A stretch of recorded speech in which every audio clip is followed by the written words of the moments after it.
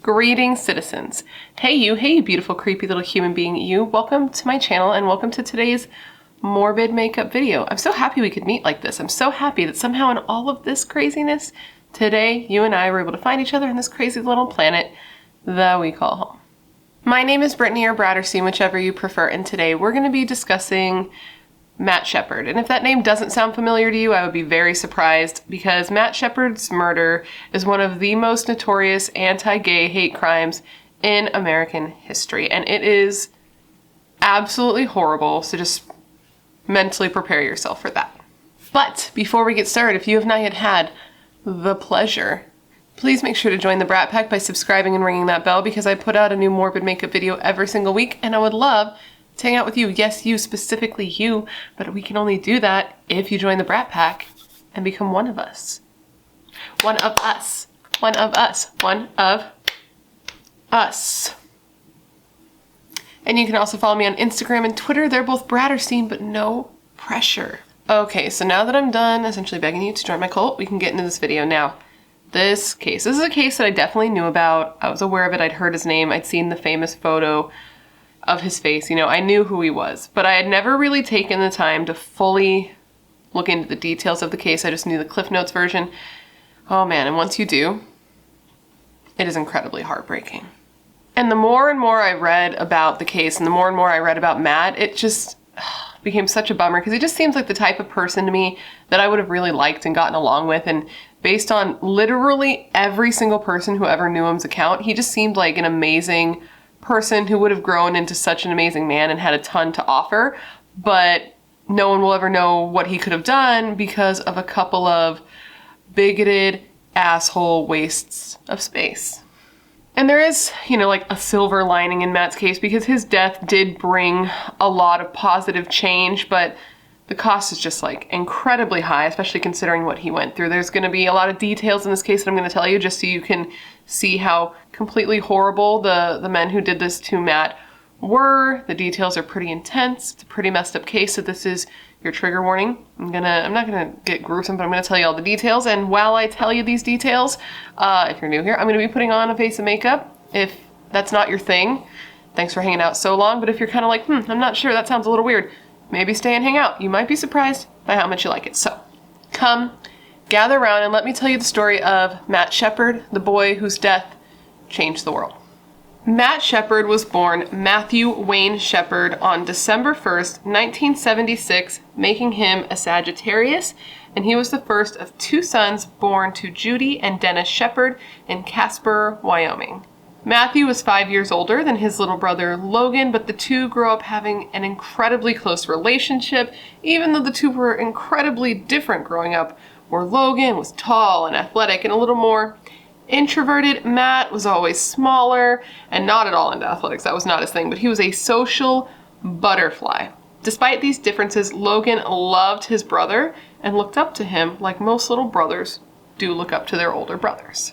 When Matt was a child, he was an incredibly happy child, and his mission in life, even at that young age, was just to make people happy and to make people smile. He would walk around all adorable with his little stuffed animal, Oscar. It was a little stuffed bunny, Oscar, that he took everywhere with him. And he would always try to brighten people's days by he would write little poems, and he would find pretty little rocks and he would put them in people's mailboxes so that when they found them, they would be happy. And everyone in the neighborhood was just like, oh, that's Matt. This is definitely for Matt, because they just knew that that's the kind of kid that he was. As a child, Matt Shepard went to Crest Hill Elementary School, and he was known as being very friendly with all of his classmates. He was raised in an Episcopalian family and had served as an altar boy in church, so he was just like a good kid. But even though he was a total sweetheart and a total good kid, of course he was targeted and bullied a little bit, like normal. Kids are dicks. We all know this. Remember elementary school and junior high and high school? Oh. If you are young, it gets better. That's the first thing I'm going to say. Anyways, he wasn't athletic. He was just like a small boy. He was short. He was thin. He was light on his feet. He was the type of kid that was very into the arts and theater and not really into sports or any of that jazz. You know what I mean? He was that kid. It was very apparent to Matt's family from a very young age that Matt was probably gay, but he didn't come out to his family till years and years later. He was already an adult when he finally came out to his family because he was just he was really afraid of what people would say, what they would think, what his friends would think, what his mom would think, what his dad would think. You know, it was scary for him to consider making that leap, which I can't imagine. I feel like things are different now, but I am a straight lady, so it's not really like a thing I've ever had to really consider of what that feels like, but it seems like a lot because you never know. I guess you never know how people are going to react. Anyway, moving on. As a preteen, Matt attended Dean Morgan Junior High and then Natrona County High School for the first few years, and it was during this time that he started becoming very interested in and began educating himself in politics and current events. Matt was just very on top of like what was going on in the world around him, which is incredibly impressive, especially for a young person, because like most kids don't give a fuck about what's going on, but he was just a really impressive person, and he knew that he needed to know what was going on in the world so that he could effectively create change throughout his life. You gotta know what's going on if you want to know what to change, you know what I mean? He wanted to be a diplomat, and he wanted to do something great with his life, and he wanted to change things for the better and leave the world better than it was when he was brought into it. Matt's father described him as an optimistic and accepting young man who had a gift of being able to relate to almost anyone.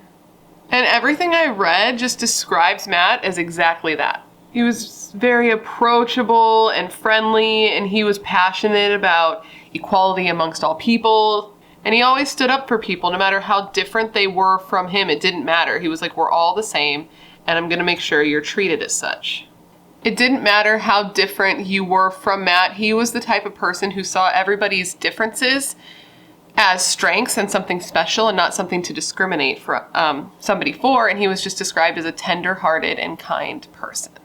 Matt was also the type of person who could literally make friends with anyone. He wasn't that kid who had like one specific friend group that he stuck around with. He was the type of kid that would literally like float around from one group to another group to another group and could make friends with anybody. He was the type of person who would just walk up to you and start talking to you. Like, you didn't have to know him. He would just see you, think you were interesting, and come up and be like, hi, I'm Matt.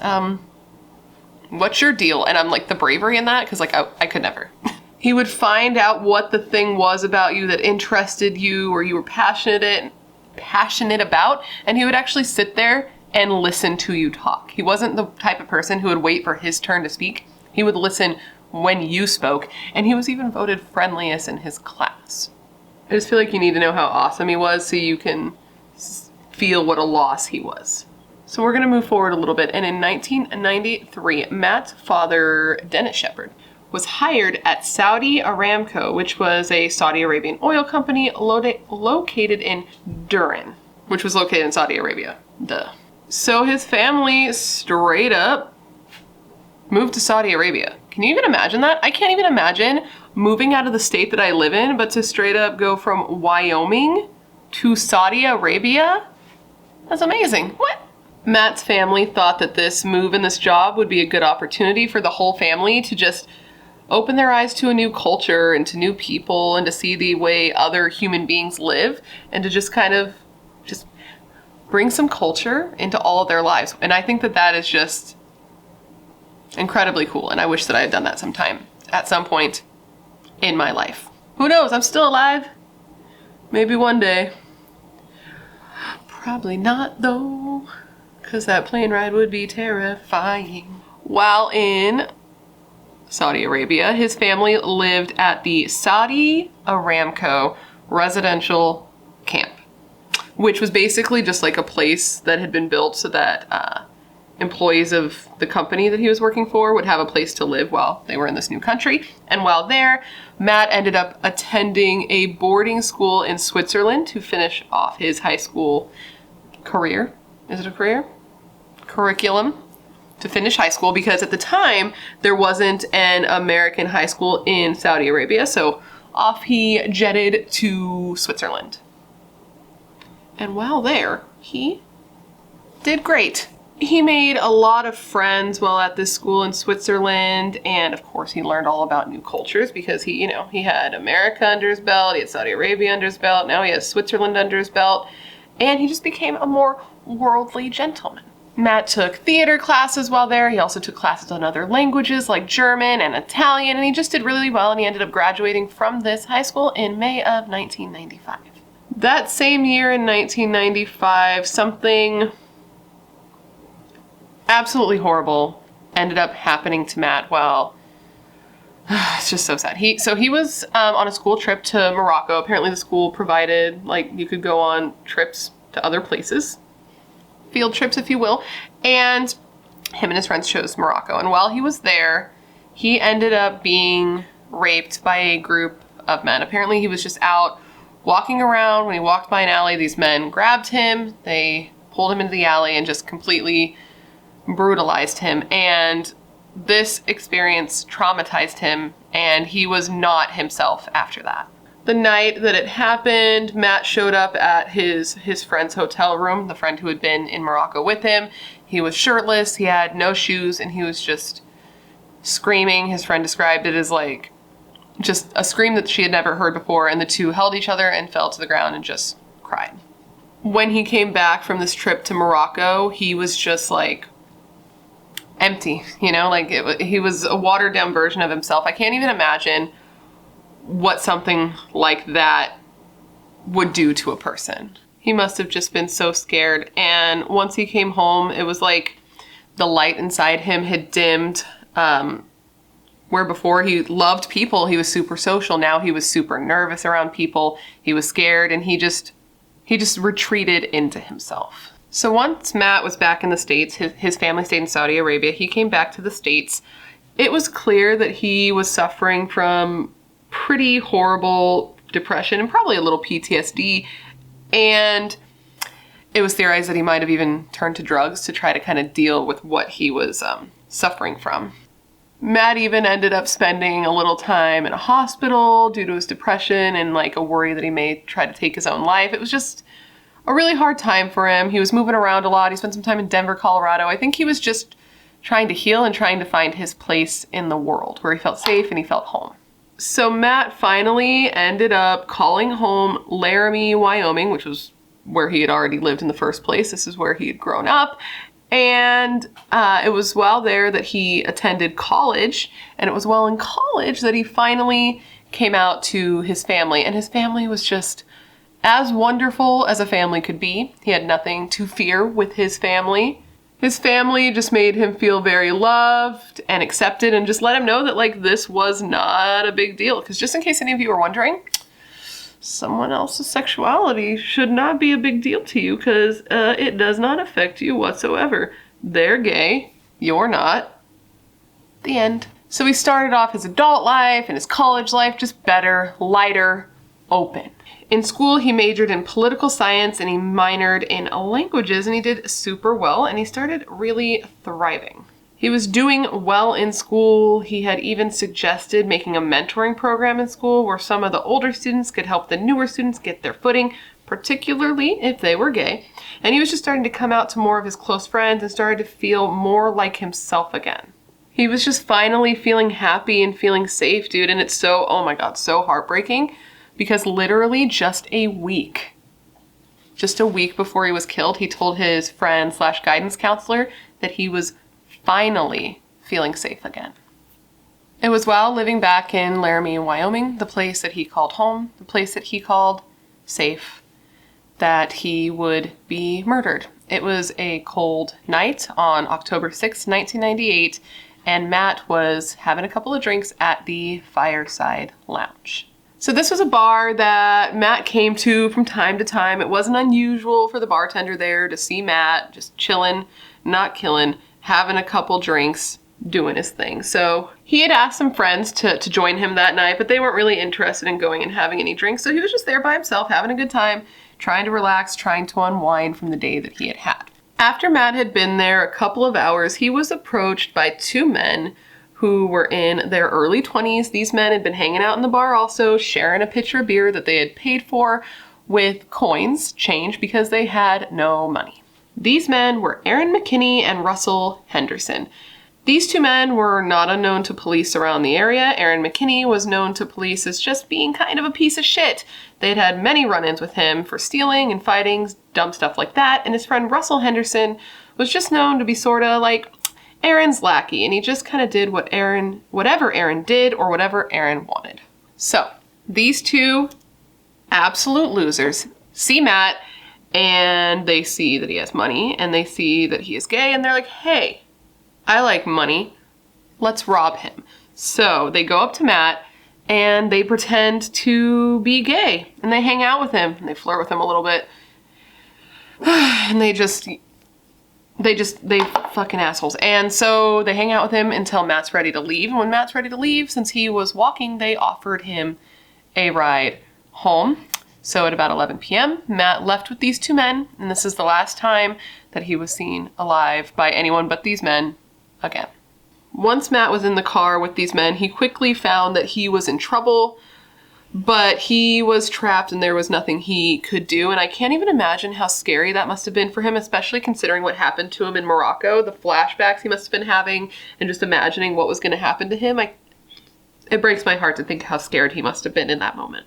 While Russell Henderson drove Aaron's truck, Aaron proceeded to beat Matt while in the truck and rob him. He's told Matt, like, give me your wallet, which Matt gave him right away. He was like, here, take it. Like, my life is worth more than this money.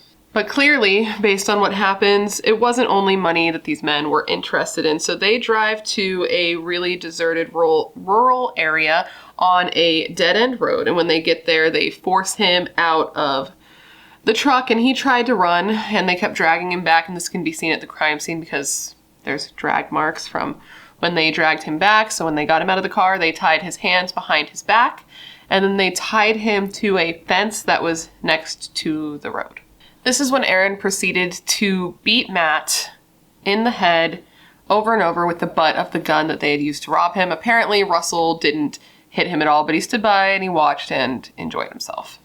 All the while, Matt begged and pleaded and cried for his life, but this asshole just kept on beating him. He beat him nearly 20 times in the skull with the butt of a gun, and once they were satisfied that they had finished the job, they took the shoes off of Matt and then left him alone in the freezing cold October night to die.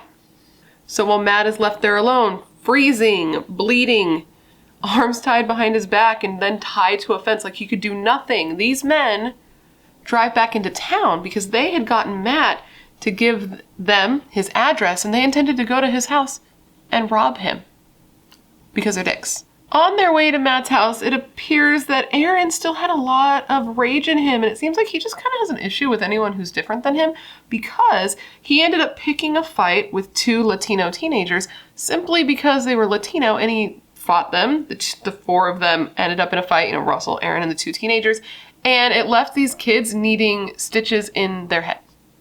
I say kids, I'm pretty sure they were of age, but they were teenagers, and they needed stitches in their head after this fight.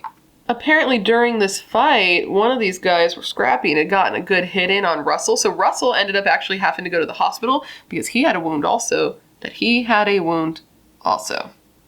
Anyway, Russell ended up needing to go to the hospital, and it turns out that Russell and this Latino gentleman who needed stitches in his head were in the same hospital at the exact same time and didn't even realize it. I just think that that's kind of wild. But either way, these guys are really lucky, and they probably didn't even realize how lucky they were at the time that they weren't hurt more, considering what happened to Matt. Just like right before this fight too. It's ugh.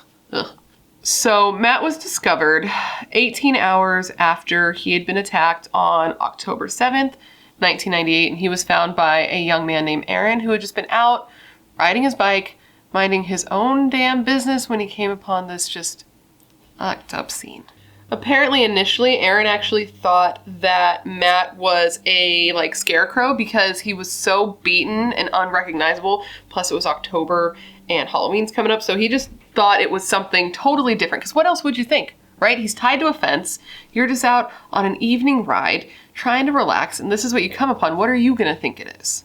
So, though he thought it was a scarecrow, he thought it was a pretty intense scarecrow, so he moved closer to it. And this is when he found that it was not a scarecrow, but the badly beaten body of Matt Shepard. And Matt was still alive. He was barely breathing. And that must have just been such a horrific sight. Apparently he was completely covered in blood, and the only place on his face that was void of blood was 2 lines down his cheeks from where his tears had washed away the blood from him crying. So obviously police were called, and the very first officer who arrived on scene was not at all prepared for what she showed up for, because she was just told, like, dispatched to somebody who had been beaten, but she had no idea that it was going to be quite as intense as it was. So when she got there, she was like, oh shit, and she went closer to examine Matt, and this is when she saw that he was horribly beaten, but he was still alive, and she's like, oh, I need to try to save this boy, and she said that she couldn't tell at all what he looked like, that he just looked deformed.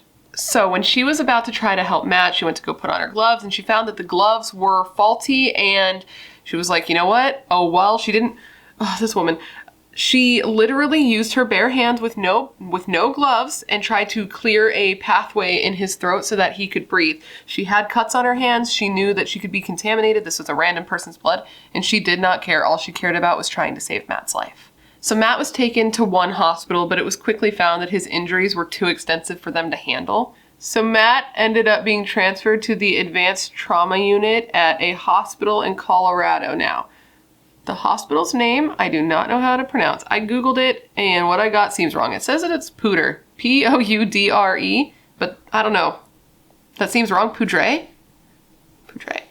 Anyway, a hospital in Colorado with an advanced trauma unit that could help Matt in the state that he was in.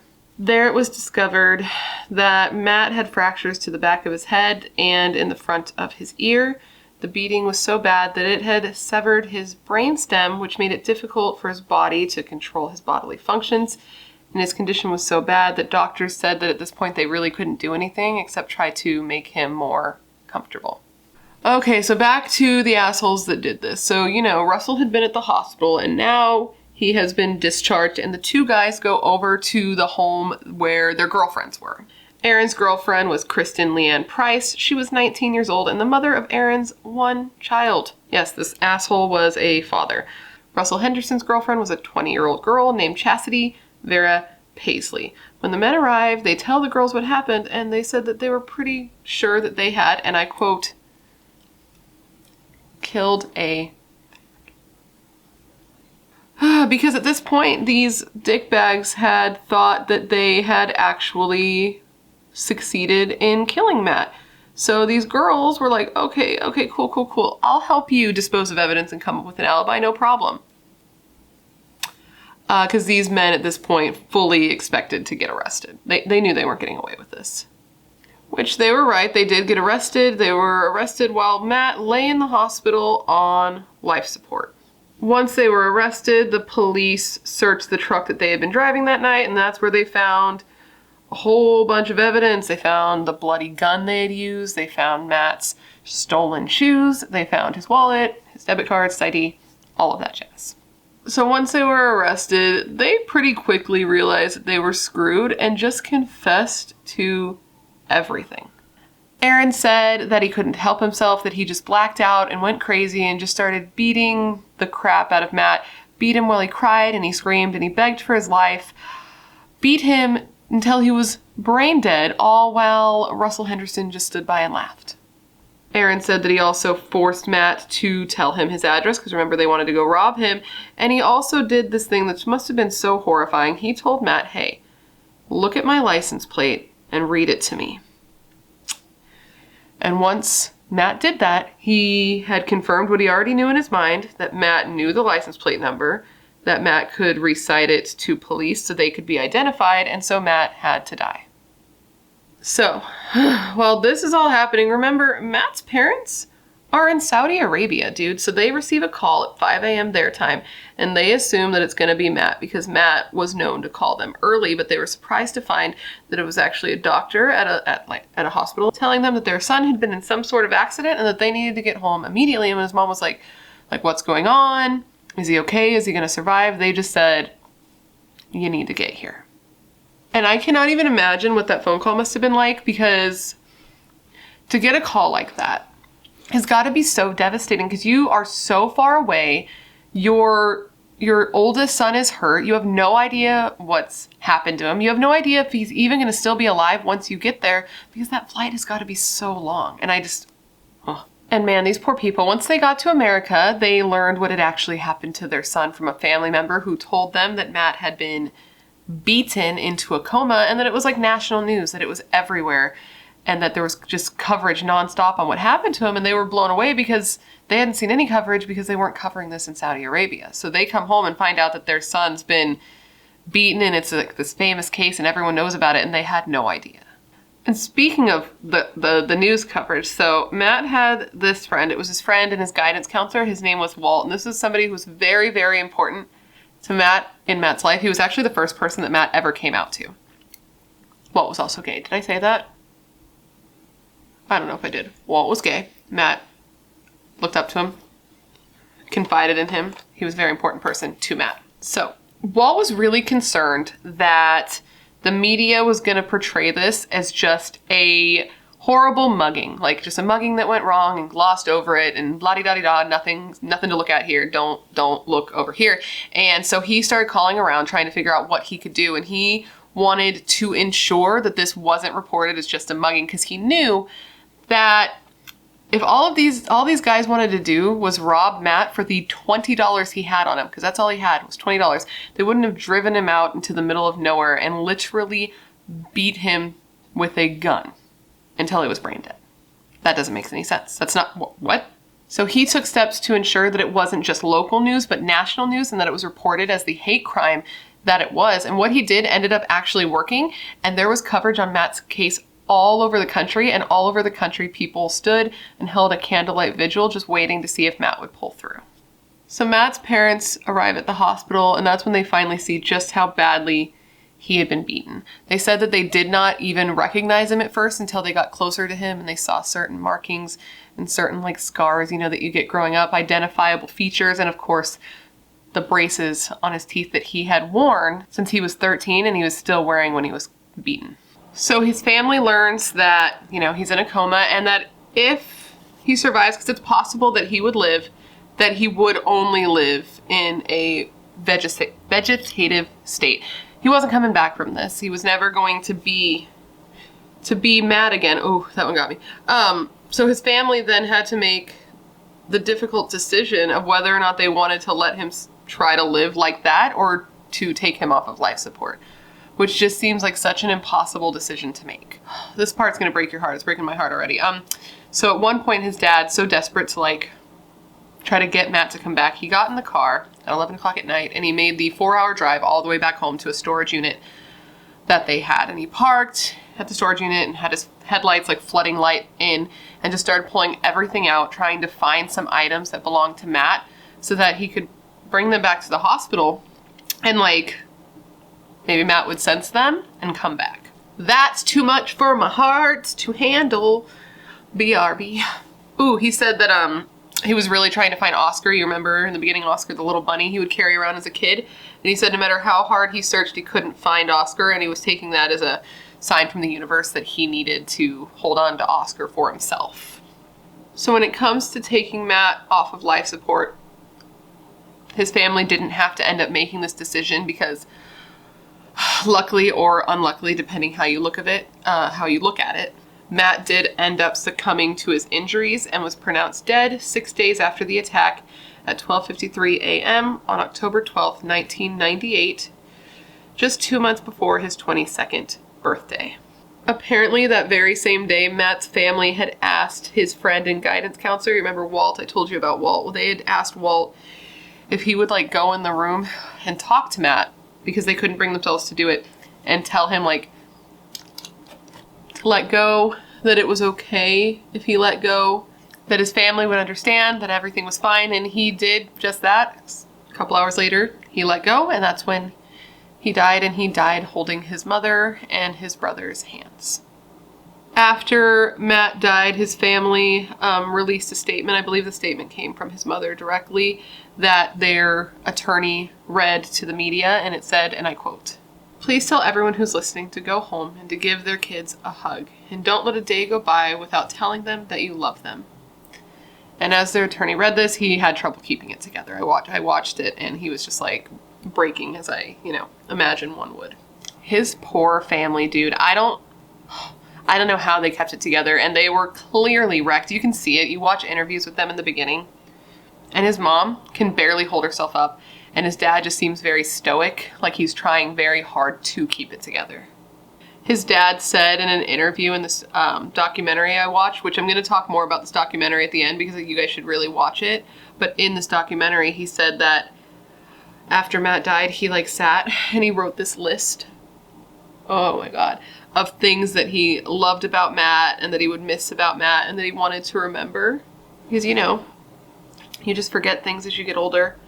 And this seems like a very sweet thing to do, but it also seems impossibly sad. I can't imagine doing that. So yeah, he would just read that list over and over to remember Matt.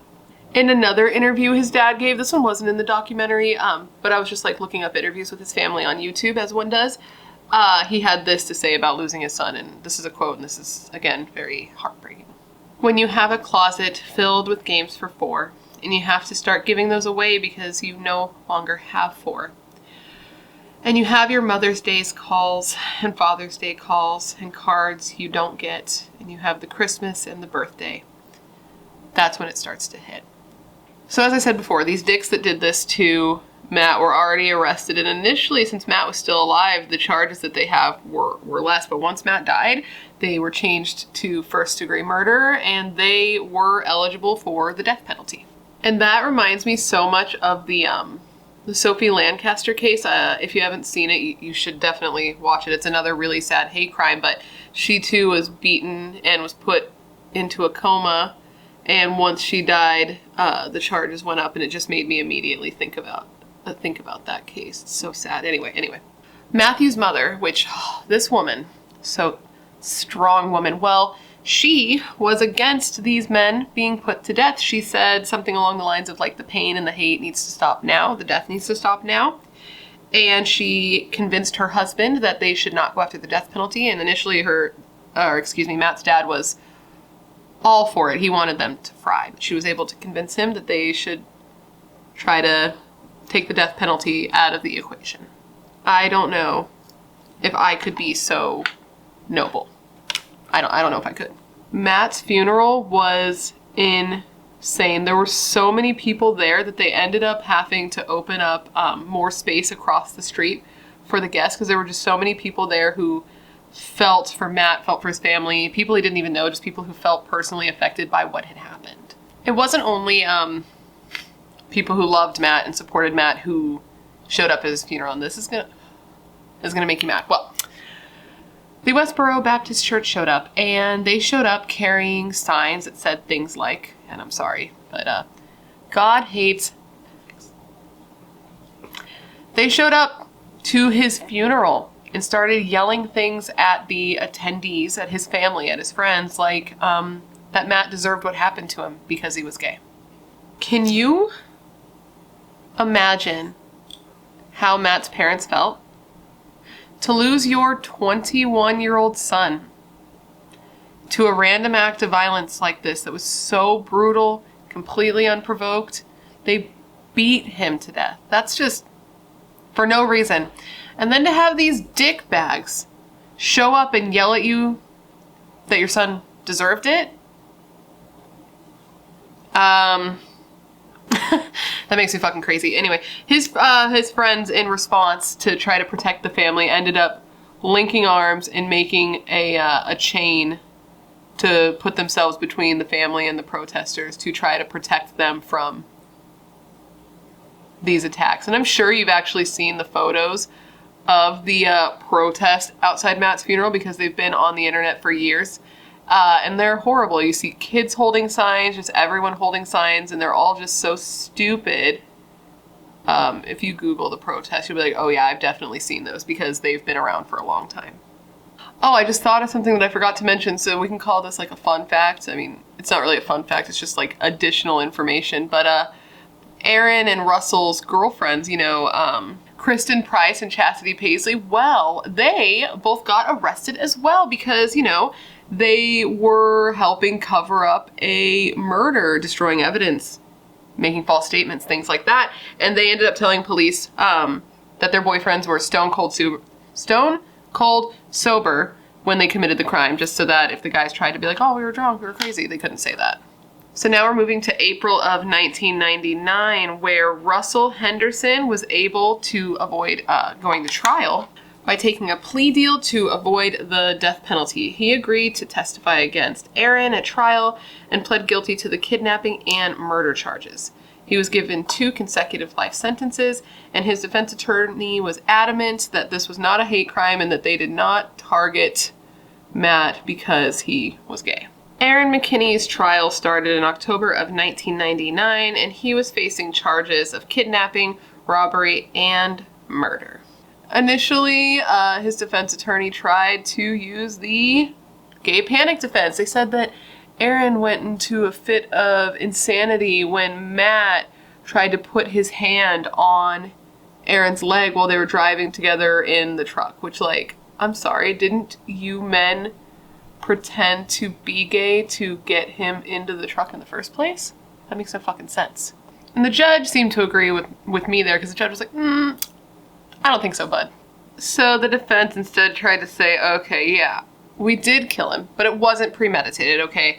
We didn't intend to kill him. All we wanted to do was rob him and beat him, which it's like, but you beat him 20 times in the head to the point that you fractured his skull and severed his brainstem. But okay, anyway, the prosecution obviously disagreed.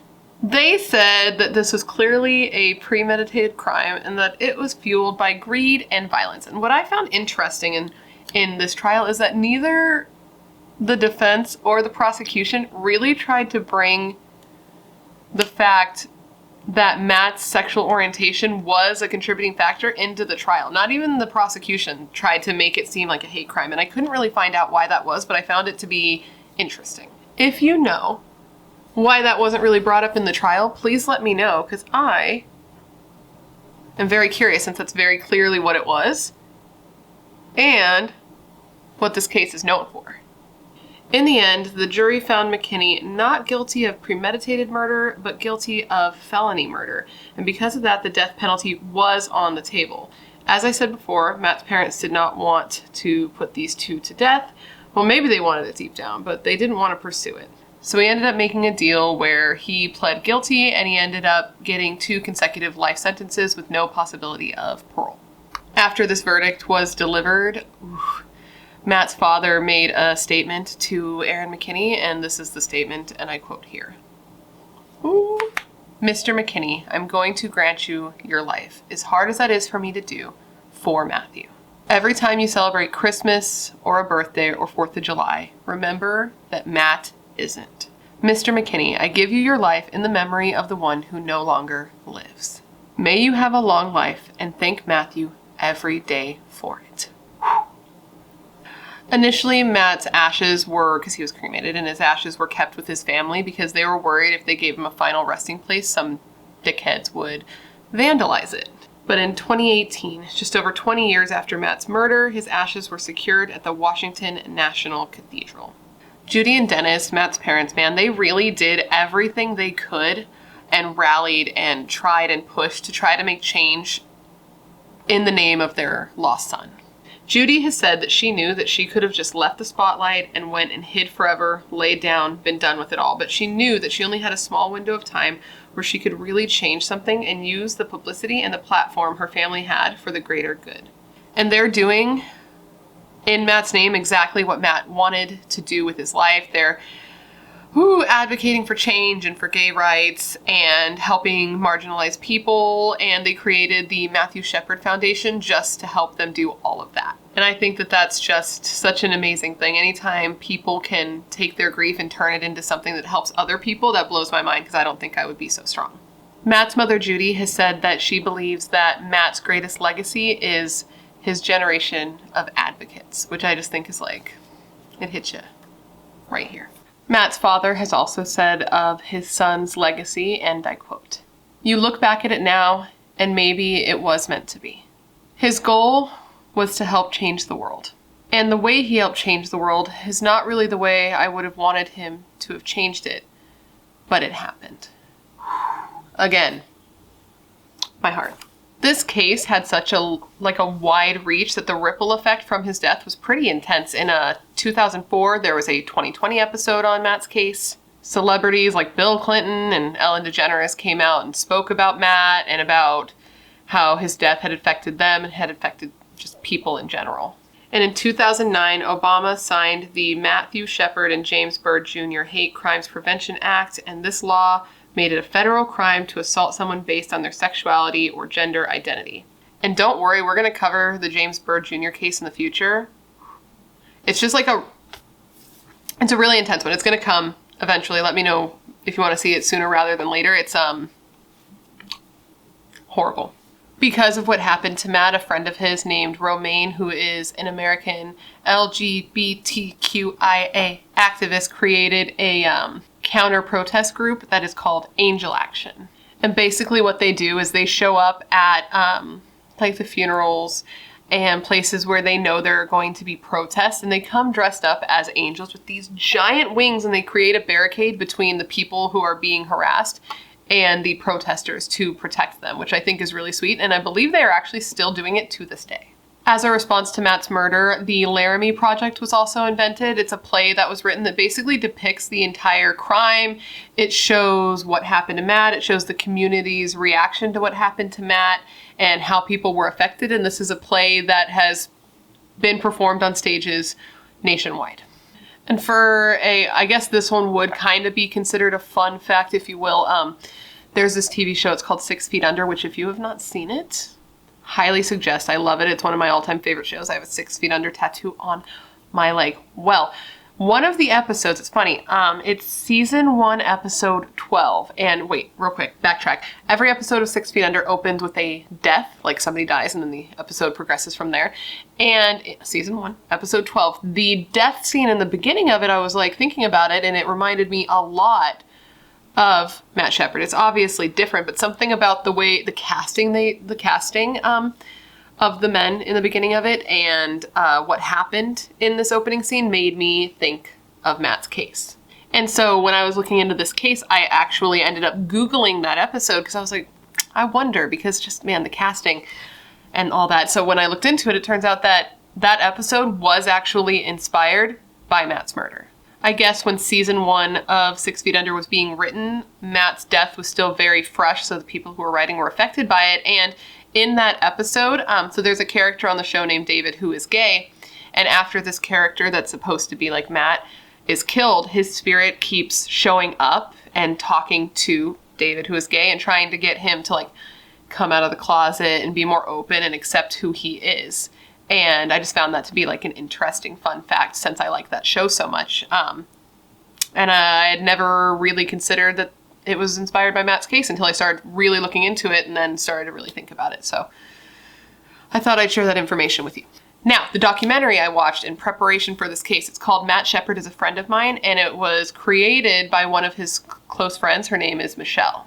In the opening scene of this documentary, she reads a letter that Matt had written to her, because you remember in high school when you would like write letters to each other in class, and then like between classes you would exchange letters, read them, write back. Well, he had written her a letter, and she was reading it, and it basically is Matt describing himself to her in his own words, and I wanted to read that for you. Okay. I am funny, sometimes forgetful and messy and lazy. I'm not a lazy person, though. I'm giving and understanding and formal and polite. I'm sensitive, I'm honest, I am sincere. I'm not a pest. I am my own person. I am warm, I love helping, I love smiling. I love being myself. I love learning, I love eating. I love airports, I love hugs. So you can watch this documentary for free on Tubi if you have that app on your phone. I've mentioned it before. They have some good true crime stuff on there, and you can also rent it on YouTube, I believe, for like $4. But I would suggest watching it if you want to learn more about this case. It's very valuable to see these people who knew Matt well actually talk about him and to see like the home movies. And I immediately start to cry when I think about the home movies because you just see him playing with his little brother who loved him so much. And it's incredibly humanizing when you watch home videos and see the people who actually knew the person who died talk about the person and who they were to them and not just their murder. And I think that that's important to humanize these people because they did exist, they lived, they loved and they were loved by people, and now they're gone. And I think it's important for us to remember that these aren't just stories. These are people's lives that were actually ended. And you know, his absence is felt strongly by those who did love him. So, and I feel like to watch that documentary, you'll love him too. And with any luck, you'll feel his absence too, which I think is valuable. And that, my friends, is the story of the brutal murder of Matt Shepard, one of the most notorious anti-gay hate crimes in American history. What did you think? Honestly, I'm surprised I kept it together as well as I did. I'm sure I've mentioned before, but these types of cases really get to me for just for some reason. They hit a little different. I don't know what it is, and it's just so horrible for me to imagine the people who loved him not only losing him, but losing him like that. And then to have to know all the details of what happened to him, all the stuff I just told you, like anyone who's ever known him and ever loved him can look into this case and know that all of that happened. And I can't even imagine how scared he must have been. And I just, I don't understand people like that, dude. People who do things like this. Why?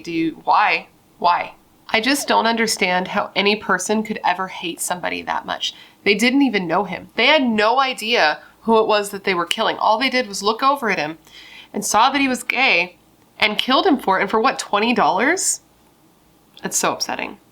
And then, for these dick bags to come from that church and protest his funeral and scream at his parents and hold the signs with the profanities. What the fuck? Like why? Who are you? Why would you ever do something like that? And this is supposed to be from a church? This is what you do in the name of God? Get fucked. Honestly, anyone who would ever do something like that can get fucked. And that's that on that. But anyways, guys, that completes this video. I hope that you found it interesting and informative and that you took something positive away from it, or just took something away from this. And of course, I want to thank you for hanging out and remembering Matt with me today.